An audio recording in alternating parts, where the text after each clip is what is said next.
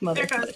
Weird Realities Network presents Blondes, Books, and Campfire Tales, where we pull up a log, roast a marshmallow, and settle in as these two blondes talk spooky tales, urban legends, and classic horror icons. Exciting guests, perky blondes, and sinister tales makes this podcast as good as a double stack s'more. So let's join Bethany and Krystal as they gather around the campfire in Blondes, Books, and Campfire Tales. Hello there. We've got the Blondes, Books, and Campfire Tales as we're doing our holiday special. And it'll be as random as we can make it because that's how we are. Pretty much. It's random, never. So, to kick this off, I have something I want to say that says, so, as the days grow darker and the weather outside is frightful, what better way to pass the time than to share a chilling tale? It's the laugh that adds to it. I was going to try to act scared, but it didn't work. Well, yeah, it's too much like Haunted Mansion. Nothing wrong with that. I Yeah. like it. Absolutely nothing wrong with that. Absolutely not. Oh, All right. but Well, that is actually what they used to do too. Is like at Christmas parties, they'd tell spooky stories. Yeah, that was actually a thing. Ghost stories was basically how most of the winter solstice, winter time, Saturnalia, all of that was more on the whole ghost stories because, well, wintertime was when most people kind of passed away because, it's colder and stuff and colds and diseases and all that, and more so than during the summer. And so a lot of people kind of viewed wintertime, the darker time, as closer to the spirit realm, and the supernatural stuff was a little bit more prevalent at that time. So ghost stories was definitely a big thing. And it kind of continued on. The biggest squash to it was when the Puritans tried to squash all of that. It was like, oh, Christianity is not going to do anything with this pagan type of stuff at all. Or no celebration or anything. That's just going to take it away from there. And then people revolt on that, kind of bringing it up. And I mean, Dickens, Charles Dickens. Charles Dickens. Yeah, thank you. Not his sister Ebenezer Scrooge, and the Three Spirits, and all that. Just kind of helped kick it back off, and people were like itching to just revolt against that, and it's just kind of a natural thing that humans like to do. I think everyone can agree that the Puritans' main goal in life was to ruin everybody's fun. Yeah. Pretty much if it feels good, stop. Yeah. That activity puts a smile on your face. You must stop it once. Must stop. With that in mind, I got myself a s'mores cookie from Cinnabon. No. Dang, that looks fancy. I gotta make the screen bigger. Wait, hold it up. Bethany's like zooming in on the cookie. It is good. That is a big cookie, though. Yeah, well, there's a mini bun cinnamon bun inside there, and a s'mores cookie baked around it. I think the only thing I've ever had from Cinnabon was a Cinnabon. Oh no, they've got more stuff on them now. Coffee, probably coffee as well. They've got some pretty good coffee. Definitely good coffee. I ordered Cinnabons once for my crew in the morning, and I was like, ooh, they're going to love this. It's going to be great because it was like 24 of them. I didn't realize they were like the mini ones. Oh. And we got like a hungry crew of people unloading truck. Yeah, they pop those things like Tic Tacs. Which is sad because, Cinnabons are usually about yay big. And then you got the minis, which is like the size of a normal cinnamon roll, and then those, whatever those were. Well, but Cinnabon's known for their big Cinnabons. Yeah, they're like and all their extravagant stuff. Oh yeah. Yeah. Like I remember my brother's friend moved in for a while, like when they were in high school-ish, around there. And he worked at the Cinnabon, and he would like bring home the leftovers. And my mom eventually had to be like, "You need to stop bringing them over, like bringing them home," because he'd bring them home every night. And we just had like all these Cinnabons like stacking up, and even with my family, with like 4 teen boys living there, plus all their friends coming over all the time. My teenage friend people coming over, like we couldn't go through them, like because they were so big. So it makes that was sense like one time I think, Rikki, when you worked at Olive Garden, you brought home like a big old bag or a box of breadsticks, the Olive Garden breadsticks, and I just remember we ate that with dinner every single night for like a week solid. It was like the best week ever. So anyway, back to our episode. Yes. Welcome to Blondes, Books, and Campfire Tales Holiday Edition. I appropriately titled this when we were trying to figure out what to do last night, the tangent episode, because we go off on tangents so much. That's what we do. We started with one tonight. Welcome to the show. Let's talk about Cinnabon. we got to get ready. So we've got Kathy here and Tan. They're both letting us know they're here. But anyway, welcome to our holiday episode. Thank you everyone for joining us tonight. We're super excited to have everyone here. I don't know if we discussed when we're going to start season 3. It's probably January, February, sometime around there. Yeah. But yeah, we'll get that going. It's been nice. Are you guys doing anything fun for your holidays coming up, or what do you guys got planned? So next week is Christmas. I have Christmas Day off. That's it. My plan is to lay in my bed with Olive, watching Christmas movies with a bottle of wine. That works. Black Christmas, you know. What's that one that came out last year where like Santa has to kill everybody? Christmas Sleigh, or maybe that was a good one. Oh gosh. With the guy who's always got to find everybody, Liam Neeson, right? A Silent Night or something? Yeah, Silent Night. Yeah, I want to see that. It's a good one. So it's a holiday classic, instant classic. Yeah. We may have to do that, like how we did the Friday the 13th one. Yeah. Hi, Londa. So yeah, those are my big Christmas plans. What are you guys doing? Well, Londa's here. My screen is glitching like crazy. So oh no. Yeah. We are. Well, I mean, we've got family coming in. Some of our family isn't here. We've got like a nephew coming in. I've got 2 sets of friends that are going to come into town. So I'll be kind of busy trying to juggle all that on top of doing our usual, like making the Chex Mix and wrapping gifts and all that. We just did some house decorations over the weekend, so yay. Yeah, I could put up decorations, but I can't put up my tree by myself. It's 7 feet tall and upside down. Oh my word! So it's why can't you do your tree? Because it's 7 feet tall and upside down,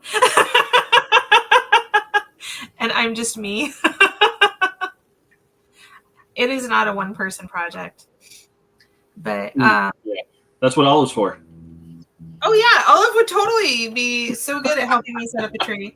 Yeah, as much fun as it is to see family for the holiday, like I'm actually kind of looking forward to not having to deal with the chaos of it. Shh, don't tell my parents I said that.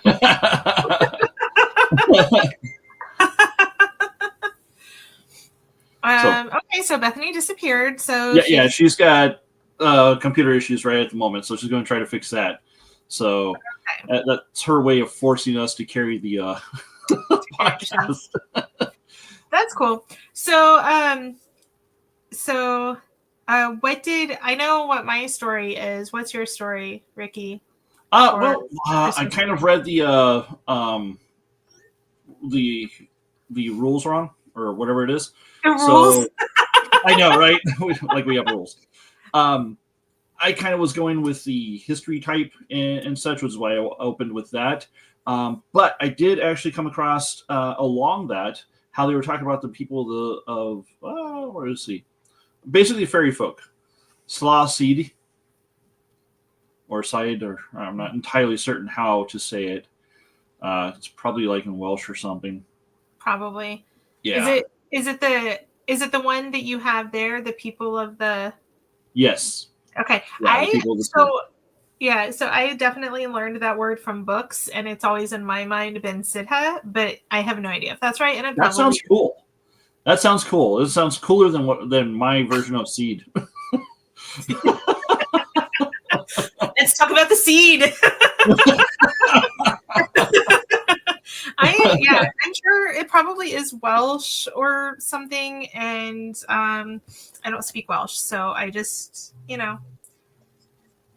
if anybody knows, they can correct us. But tell us about the Sidha. Okay, well, I will.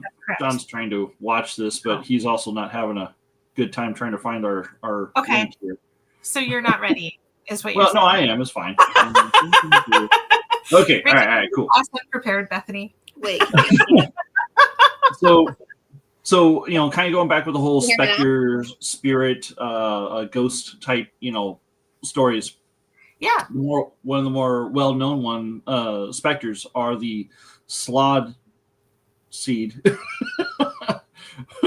we had a discussion, Bethany, on how to pronounce that. The people of the seed were fairy folk. A seedy or a seedhe, or however it is, is supposed to be a mound or a barrow, and it's basically where the dead have been interred. It was believed that the seed was a gateway through which the souls of the dead and the fairy folk would pass through. So during the Yuletide, or during Yule anyway, specters and spirits would come through these portals to haunt the practitioners of the holiday. They were happy spirits, though, and they would haunt the kitchen, the hearth, and the Yule tree. And basically, it was believed that some of the spirits would travel on the wind. So if there was like a breeze going on or something, you'd open up the window or the door to let the cold air in, along with any traveling spirits. Which, as much as we know about a lot of the supernatural, fictional, and just fantasy and all that in general, the idea of letting in spirits or fairy folk willy-nilly is not the most safest thing to do. No. Yeah, that's something you have to be careful about doing. Yeah, apparently that was the thing that they did. But part of the reason is they kind of went with the whole they had a common one. It was a spectral visitor called the Wandering Stranger. And, he would appear as like an older person or, somebody who was kind of in ill health. And then you'd let them in or open your home to them. And it was supposed to help teach, how to give to the less fortunate. That was kind of the thought process behind that, which is kind of cool. Yeah. So, it goes on to like the spirit of the Yule and stuff, but it was the people of the seed that was more what I latched onto because that was different, and it kind of, in my mind, I'm thinking, what if, the concept of fairies, fae folk, elementals, and spirits are actually the same? What if it really is the dead or something like that? Mm-hmm. But we're seeing it through the colored lens of, slightly fantastical or, attributing these other things to them, but they're really the spirits of the dead, and of course they're going to have different ways that they can manifest and that sort of thing, and so their rules are going to be a little bit different to us, whereas kind of like with the fae, their rules are different to us, they're alien to us. I don't know, just a thought. I like it. Full support. Yeah. No, because it's so cool because like you think about it and you're just like, okay. And like whenever you're thinking about like the fairy folk, the Sidha, whatever you want to call them,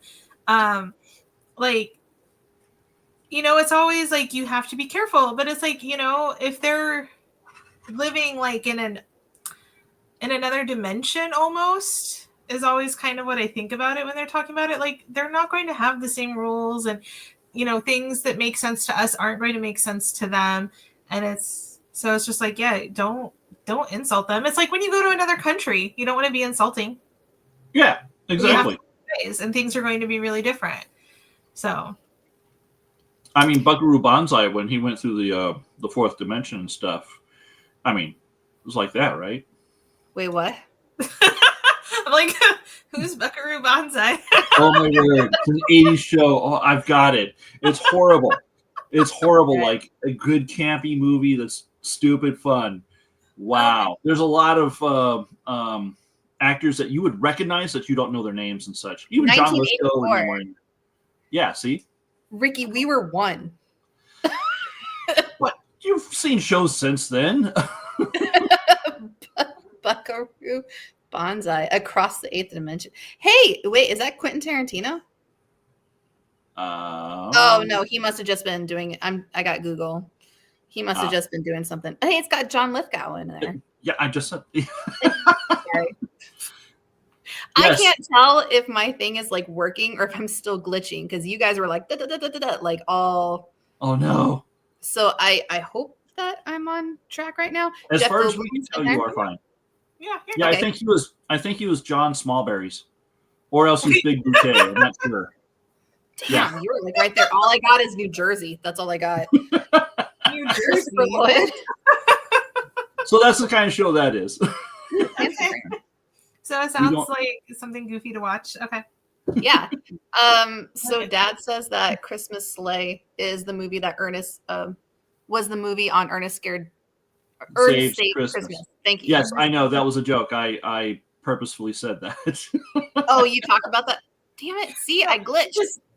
Well, I think no, it was something we said while you were Silent Night.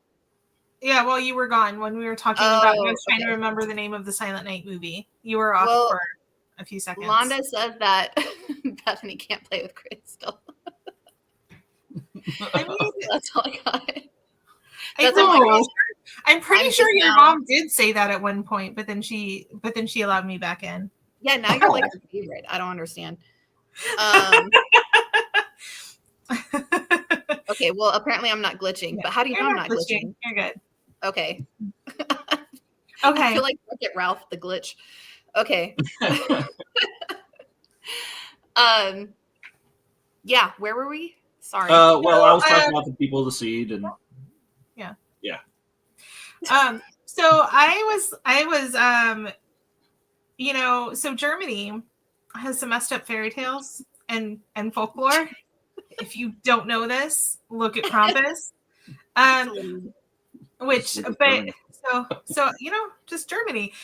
So I was looking into and I learned all about Frau Perkta. And because she's German, she does fun things. So she comes through on the 12 days of Christmas, which looking into Frau Perkta, I finally learned what the 12 days of Christmas are. They're the days between Christmas and Ascension or something like that.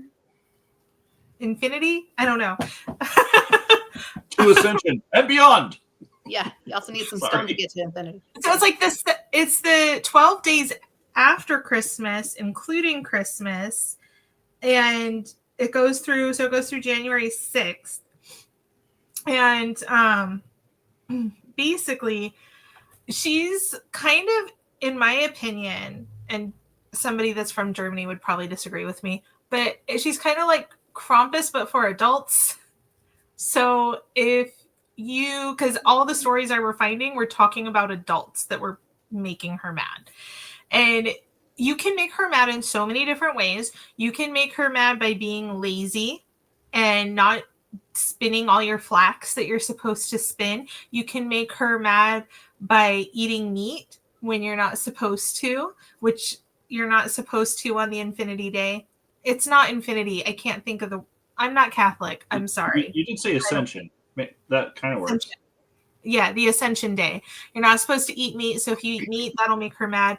But she'll also get mad if you're working too hard and not going out to the celebrations. So you can make her mad in all kinds of ways, both it's like a double standard.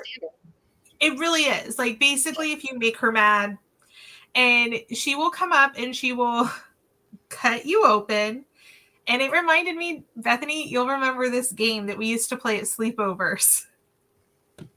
Yeah. Where one person would be laying on the floor and with their eyes closed in a dark room, and you'd kind of walk them through this whole situation where you're on a beach, and as you're lying on the beach, somebody comes up and they cut you open and they take out all your insides and they pack it full of sand and then they stitch you back up. And then you're supposed to try to get up. And just because you're like in this zone and you're concentrating on the words, like it's this whole mind situation where like you really do, like you have issues trying to like sit up afterwards because you just have this like imaginary weight in you. So basically she does that, but she cuts you open, takes out all your insides, shoves a bunch of garbage inside it, stitches you back up, and then you're dead, obviously. So You're dead. it's a little bit worse than the game we played as kids because people. I was gonna say, as kids, we all wanted to be it because it was like a massage and it was like tickling, and like it felt nice. But like, she cuts you open and stuffs you full of stuff. I think like usually somebody'd be rubbing your temples and you're just like relaxing. Yeah, it's I think it's a little different. Just a stitch. So the point is, she wants you to live healthy and happy, right? Because everything, the double standard was everything on the outside of that. Don't work too hard and don't be too lazy. Live healthy and happy. Otherwise, she believes in a work-life balance. Yeah. Otherwise, if you're not worth living, then I'm going to kill you. Then I'm going to kill you. You're not worth living. Like you need to have that work-life balance. You need to keep all your stuff together, but you still need to go have fun. Don't eat meat. She also doesn't like it if you lie. There was one story that I was reading about her where the woman on the first day of the 12 days of Christmas or whatever, Frau Perkta came to her and she's like, you haven't spun all your flax that you've been supposed to be spinning all year. You have until the 12th day to get your flax spun. And so she was like working really hard, trying to get all the flax spun. And then on the Ascension Day, her husband was getting ready to go out to the celebration. And she was like, oh, I just have a little bit more to do. So I'm going to stay and work on it and finish it. And then he's like, okay, I'm leaving you some fish dumplings. Remember not to eat meat today. But then she got distracted and forgot and ate meat. And then all her flax got set on fire as Frau Perkta was coming. Wanda, you're weird, okay? No, you're not weird. But I mean, well, you are, but in a good way. And so then all her flax went up in flames. And then Frau Perkta came and she couldn't, she had a 1-year-old baby. That the baby disappeared. Frau Perkta came to the door and she was like, oh, but I spun everything. Like, give me back my baby. And she's like, it's not my fault that it went on fire. And she's like, well, what did you eat for dinner? And she was like, oh, fish dumplings, which she did have a fish dumpling, but she also had meat. And I still don't understand why Catholics don't consider fish meat, but that's not really the point. Like, I'm sorry, is a fish not an animal? Is a fish not an animal? Are you not eating their flesh? Anyway. and then, so she was like, oh, I just had the fish dumplings. And Frau Perkta also asked her why she wasn't out at the celebration. And she was like, I was just trying to make sure. And she's like, no, she's like, you're not supposed to turn into a recluse. So Frau Perkta was all mad that she was not out at the celebration. But the reason that she finally decided to be like, you know what? No, was because she lied. She's like, I would have forgiven you for eating meat if you hadn't lied about it. But you lied about it, so you're dead. I'm going to disembowel you now. I'm going to disembowel you. So I had to look up, flax. What is flax and how do you spin it? Yeah. And it's like a weed, like a barley type thing. But then you spin it into linen and, that's your cloth basically to build stuff off. But that was weird. Yeah. Did you ever read about Rumpelstiltskin? That's what they were spinning in Rumpelstiltskin. Yeah. He turned it into gold. Yeah. I kind of focus more on the gold. I'm not going to lie. I mean, he's probably one of the people of the Cid. Probably. little late, Did honestly. we discuss that already? Did I miss that? Huh? Did we discuss that? Did I miss that? Yes, and yes. Yes, you did. Mhm. Okay, well, y'all will wrap me up later on that then, I guess. See, you're not a misunderstood Grinch. You're a misunderstood glitch. Pretty much. I should have just done that. I don't know. I had to stay late at work. One of my associates almost passed out. We had a robbery. It was geez. like crazy. So I Did- stayed late, zoomed home, got this set up, and I'm like, hey, we're here. Hey. Yeah. So, Hey. Krystal, the Frauer Brewer or Frauer whatever. You need a horse whinnying off screen. Did she also have a whole bunch of?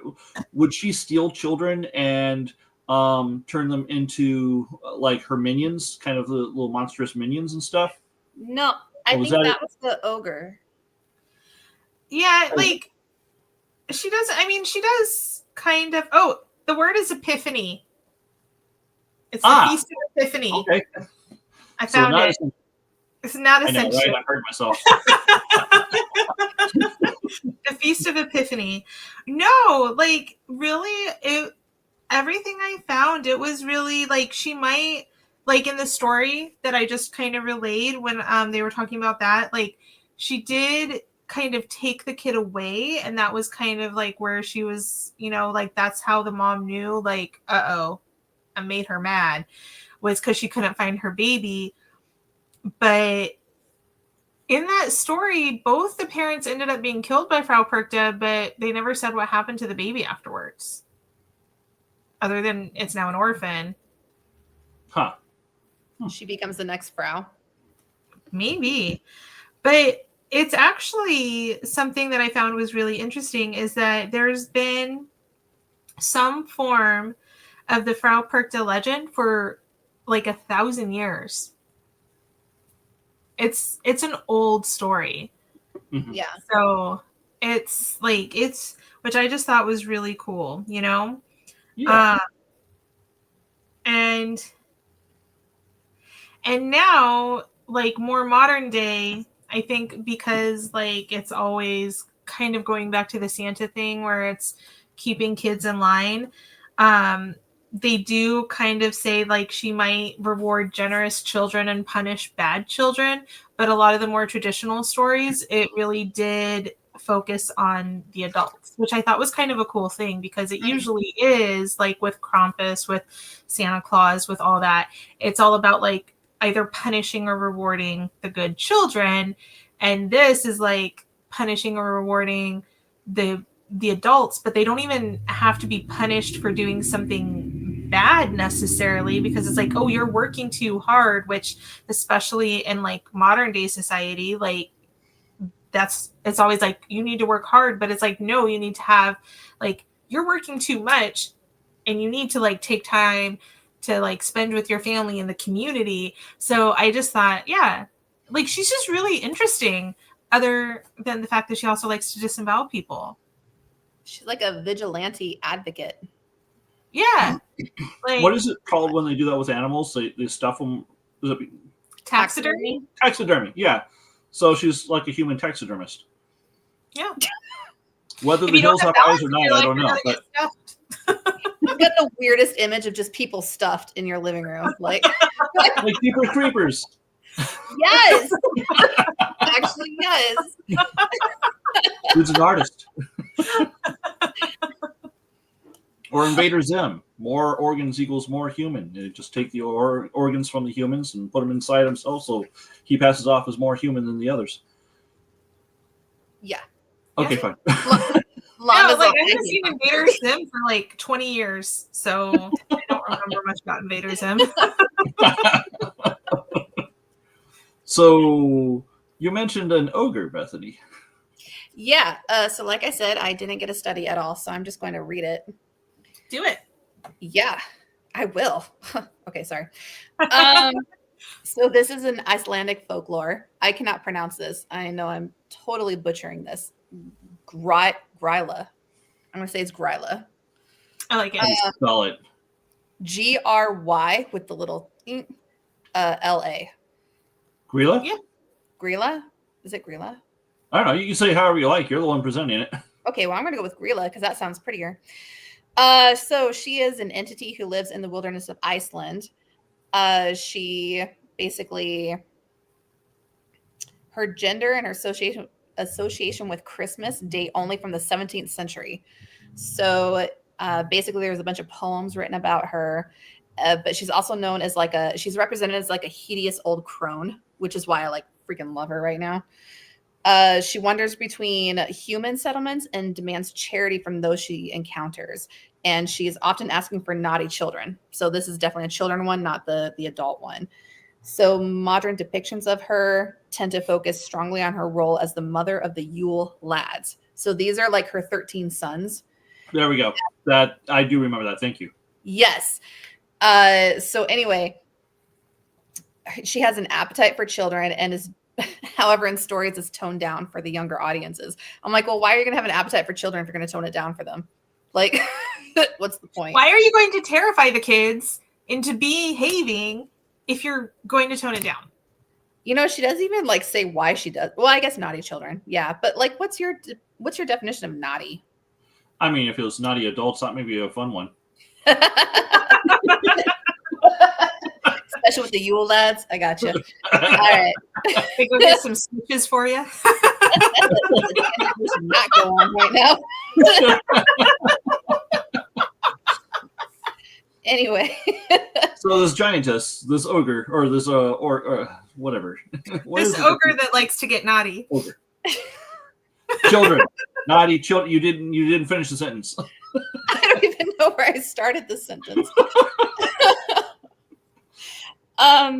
Basically, you were toning it down for the younger audience. No, I wasn't. That's what Wikipedia did. Oh. However, this is what I think it's interesting because did you guys watch? We talked last year about the Yule cat, right? Yeah. Mm-hmm. Okay, so her pet is the Yule cat. Oh. Yeah. Okay. Correlation. All right. So then she was also in the Chilling Adventures of Sabrina as a reoccurring character, which I think is really interesting because the actress who plays Sabrina plays her in Red One. Oh, really? That's the one who plays her. Oh, okay, cool. Yeah. That's the new movie that just came out? Yes. Yes. Yeah, Okay. because when I was reading about this, I was like, the Yule Lads, that's what caught me. And I'm like, that sounds really familiar. And then I'm like, oh, that's that freaking movie with like Captain America and The Rock in it. So, Yes. yeah. But they also called her the Christmas Witch too. So that's why I was kind of a little confused on Yeah. the ogre versus what Frau. Yeah, because Frau Perkta is referred to as a witch as well. So yeah. I like Frau Kind of merged different it just a little bit. or different creatures. Where did the horse? That's a Mel Brooks reference for Prince Robin Hood, Blazing Men in Saddles? Tights. Oh, Men in Tights. Wait, Yes. what was it? I missed No, it. I'm sorry. No. Back, not even that. It was Young Gene Wilder. Frankenstein? Young Frankenstein. Yes. Mhm. Yes. Frau Brüher Frankenstein. was the name of the lady that was there at the mansion, and yeah, but I think her name means glue house in German. So every time they said her name, there would be this whinnying off screen, horse whinny. Yeah. Yeah, because I really like that movie. because of the glue. I was like, why a horse? Oh, glue. Very roundabout way. Sorry, I mean my I mean, pop well, culture it is a reference Mel was Brooks also- movie. I think, you know what? I think we kind of had that fun generation of having Mel Brooks so that we can appreciate it. And people nowadays, notice Mel Brooks has not been canceled yet either. Oh yeah. Like a lot of his stuff should be, but I think people just respect him. Well, I think there was so much satire in what he did that people Mhm. like, like Blazing Saddles. Like I've definitely heard people be like, "Oh, you can never make Blazing Saddles today." But I do think there's like, it's just so much satire that you can't take it seriously. Yeah. Exactly. So It definitely pokes fun at it. yeah, like when it's making fun of itself as it's making fun of other things, it's like, Yeah, exactly. So we talked about Frau just something. And the ogre. And the people of the seed. Which I didn't catch that, but anyway, I trust you guys. What about any other fun stuff, holiday things that you guys know about, like any episodes or movies or something you guys like? I was looking at more as I was researching. You were glitched out at the time. But I did talk about how I didn't follow the rules correctly or whatever it was. I don't even remember what I said now. And you said you didn't follow the rules. Yeah. And instead of going more towards, a story or an entity, I was going more towards the history and, the line of things that went through. But then I was also looking up different cultural references for winter time, and such, and came across a bunch of different ones. Obviously, you have your, the Kwanzaa, the Hanukkah, the Christmas, the Beltane, the, all of that. Isn't there like 14 holidays around that time? Yeah, but there are other ones that are less known, such as Soyal, which is Soyal, which is celebrated by the Hopi Indians in Southwest United States. It falls on the shortest day of the year, and the Hopi people perform a purifying ritual to help the sun return from its winter slumber. Okay. Pretty cool. Yeah. The Dongji is the Chinese Winter Festival that falls around December 22nd. And it's from sundial observations that the Chinese discovered the winter solstice. And they knew that after the longest night, the days gradually became longer and lighter. And it's been celebrated since the Han Dynasty, which lasted from 202 BC to 220 AD. There was the Saturnalia, which was a pagan public holiday celebrated during the ancient Rome's winter harvest. And this was a time of role reversal. So slaves are temporarily freed and the rich give to the poor. Some historians think that this holiday was the precursor to the date of modern-day Christmas, which falls on December 25th. There's the Inti Raymi in Peru, which occurs this occurs actually in June, but that's during, their winter because it's the other side of, So, and it honors the sun god again, which, is the most important god for the Incas. So, there's Yalda Night in Iran, as well as Afghanistan, Tajikistan, Uzbekistan, and Turkmenistan. Totally butchered those, I'm sure. No, you did pretty good on those pronunciations. Yeah. I think they gather their families together to spend the longest and the darkest night of the year together. Poems are read all night, and the table of the pomegranates, watermelon, nuts, and other treats are reminiscent of the red sunrise that is to come. So there's a lot of sun, bringing back the sun themes. And then in Antarctica, they have midwinter, and it's a party for the researchers who have reached the midpoint of the season in isolation. I mean, yeah, you need to be able to celebrate something. Yeah, they got something. That's what the thing is for, right? Exactly. What I think is so cool, though, is like when we're looking at like ancient civilizations and just like world history, is like that midpoint of the year, like the solstice, the shortest day of the year, like that's such an important thing to everybody. Mm-hmm. And it's like, because I mean, especially before like the Industrial Revolution and electricity and like all the modern conveniences we have, like your life really was so controlled by how much light there was in the day. And of course it's colder that time and like all of those things. So it's just so cool how like everybody like figured it out with like science and everything. They're like, oh yeah, this is the shortest day of the year. We know it's going to start getting lighter. And just like all these festivals built up, like no matter the religion, no matter the belief system, no matter the time of history, I just think that's so cool. Like everybody's like, we need light, come back. And I love it. I'm sorry. Can you, We're reading the comments. you can see them? Yeah, I No, can. I can't see them because if I can see them, my Comments face is instead of gonna be private chat. washed out. So this is what I love. Krystal is like all serious about her stuff. And she's like, I love this and I love that. And it's so amazing. Hey, I watched Hot Frosty too, Londa. And Londa's right here with Hot Frosty. I also did not hate it. It was surprisingly charming. Krystal, you know what? We have our movie watching night. Like we may be across the country, but we watch movies together and we text. And Hot Frosty was one of our movies. Mhm. You know what? It was a fun movie. I think was. it was a fun one. I was just like, this is going to be so ridiculous, but it was actually It was was fun. so ridiculous. It was funny.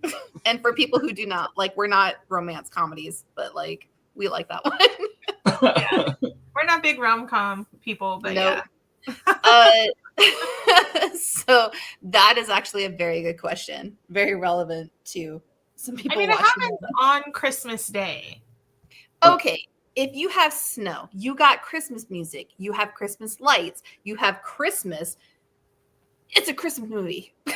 Like, come Okay. on. But does that mean you can only watch Die Hard at Christmas time? Yeah. That's like saying you can only watch Wizard of Oz at Thanksgiving. Yeah. So I heard that Die Hard is in fact a Harry Potter movie.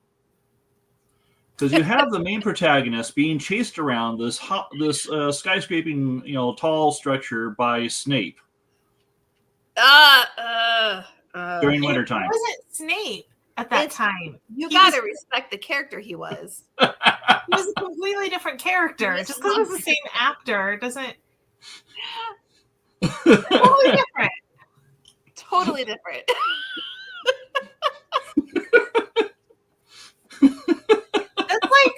That's like saying that I broke Bethany. Although would him going through the ducts be like the Chamber of Secrets? Yeah, sure. Hot Frosty in the Chamber of Secrets. Sorry. Wow, that's a whole nother movie right there, though. yeah, Yeah, it's not on Lifetime. Yeah, that's a late night episode. Dude, I wonder if Elvira ever did Christmas themes, because that'd be cool. Elvira, Mistress of the Night, and holiday Christmas event. I would totally watch an Elvira Christmas. Sorry, Bethany, didn't mean to break you. Just my mind has gone to so many different situations right now. I can't right now. She's Lana's just too busy all, I'd watch thinking about that. the Hot Snowman. I mean, I know Elvira. I would love to see a Hot Frosty Elvira collab, honestly, though. You know what? I feel like that would work. Like they team up and fight crime. That's what they do. I mean, Elvira is a sex symbol. Hot Frosty is a sex symbol, right? Yeah. He's a new one. She's more established. Okay, well. I mean, he has some nice abs. Come on. Oh, abs. Yes. Okay.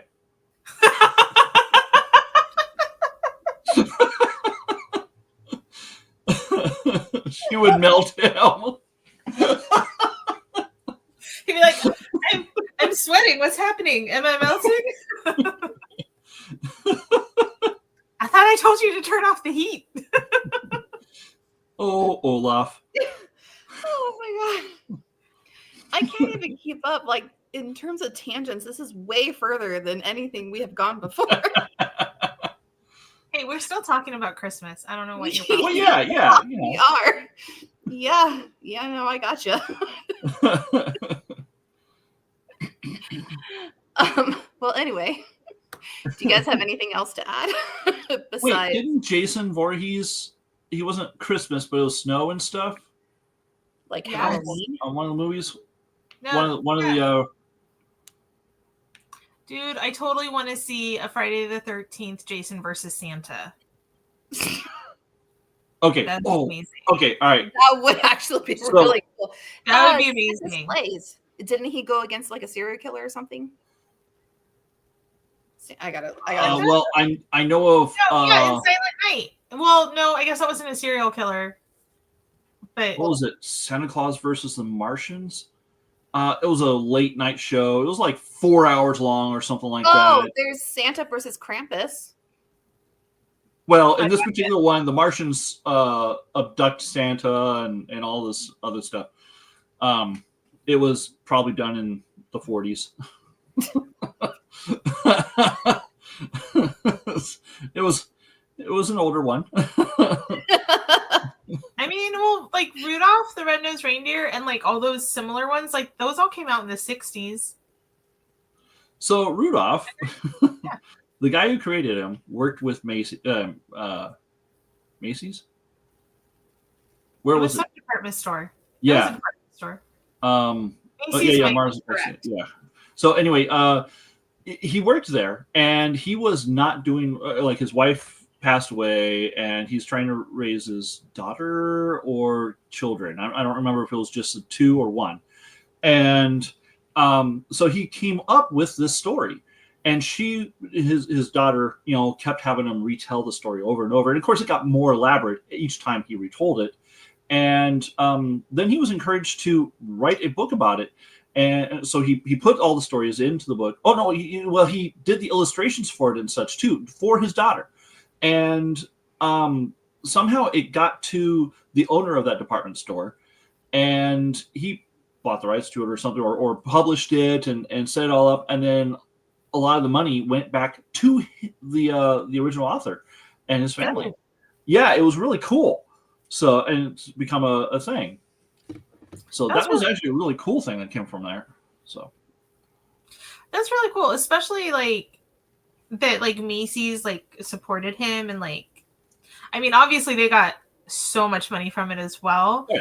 But you hear so often about like people come up with these ideas and the company just takes it all away from them, and then they get nothing. Like the guy that came up with sticky notes, he got nothing. Oh, I thought that was Romeo or Michelle. Didn't she invent Post-it notes? But I came up with the idea of making them yellow.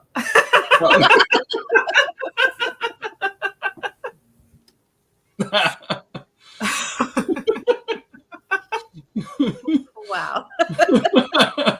No, I'm pretty sure like the guy that actually did invent them, like he might have gotten a bonus or something. But a bonus? Like, yeah.